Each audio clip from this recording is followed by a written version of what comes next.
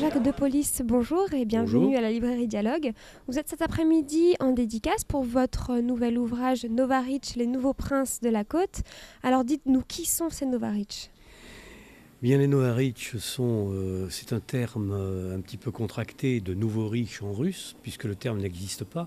Disons que nous avons fait une contraction de Tovarich, Novarich, Nouvorich pour en faire un titre.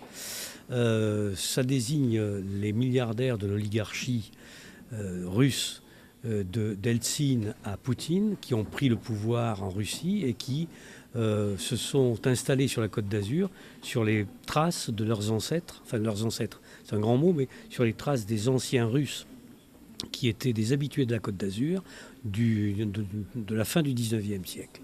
Voilà. Alors pourquoi justement cette attraction par la Côte d'Azur ?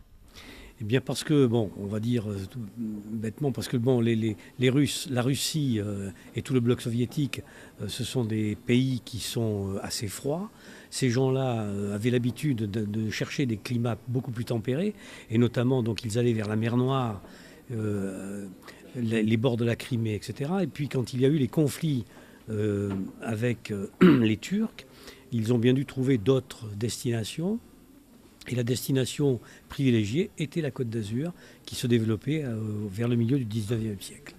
Donc ils se sont retrouvés dans la suite des lords anglais, des premiers Anglais qui sont arrivés sur la Côte d'Azur, et ils ont installé eux-mêmes une colonie, dans la colonie des aristocrates, dans la mouvance de la famille des Romanov et de tous les princes russes qui se sont installés entre Menton, Nice et Cannes. Et ils ont construit en une cinquantaine d'années un nombre considérable de palais, de villas.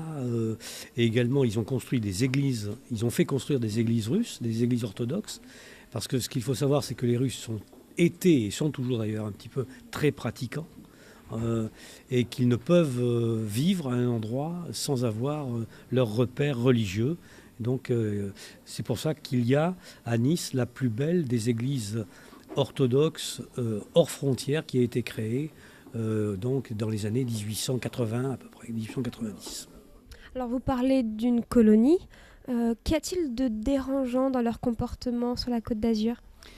Alors effectivement, donc, on a beaucoup parlé du comportement de ces Novorich qui étalent leur puissance, leur puissance d'argent en achetant sans compter, en dépensant sans compter, en ayant un train de vie très dispendieux. Ce qu'il y a eu de dérangeant par rapport aux Russes installés, de la diaspora russe qui sont installés là-bas depuis la révolution russe de 1917, donc c'est-à-dire les petits-enfants de ces Russes réfugiés, il y a un énorme décalage de la façon de vivre. Ce sont des gens pieux, ce sont des gens modestes qui se sont faits à la force du poignet. Même s'ils étaient aristocrates, ils ont refait une vie en allant la chercher avec les dents, comme on dit. Et donc de voir arriver ces nouveaux riches qui étalent des milliards de dollars de façon éhontée, donc il y a eu un conflit entre ces deux générations. Voilà.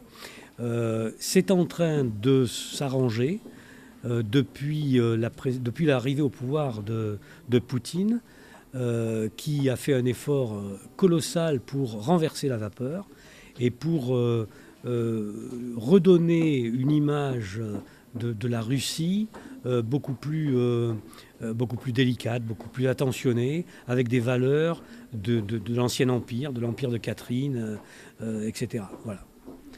Alors vous écrivez ce livre avec un véritable style très littéraire. Est-ce que c'est une avancée vers l'écriture d'un roman ou pas du tout ?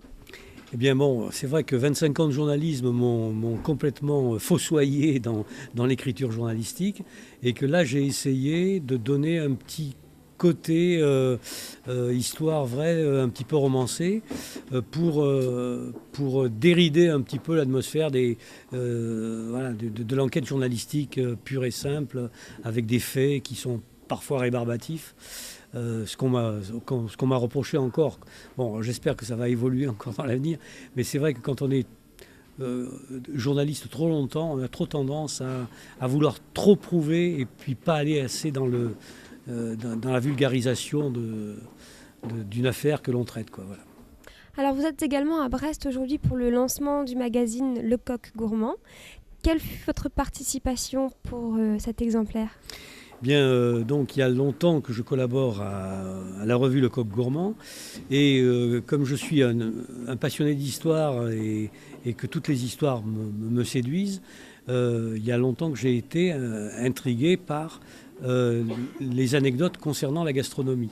Et donc dans les anecdotes concernant la gastronomie, j'ai cherché à faire une chronique qui soit particulièrement orientée vers l'origine des plats, l'origine qui ont des noms tout à fait bizarres. Voilà, un petit peu bizarres. Alors le Paris-Brest en faisait partie. Pourquoi le Paris-Brest ? Et donc j'ai cherché à savoir comment c'était. Et je suis remonté aux sources véritables de l'histoire du Paris-Brest, qui a 4-5 versions différentes. Mais disons que celle que je préfère est celle qui prend son origine à Brest. Voilà. C'est pour ça que j'ai écrit là-dessus et que j'ai collaboré à la revue en écrivant l'histoire du Paris-Brest.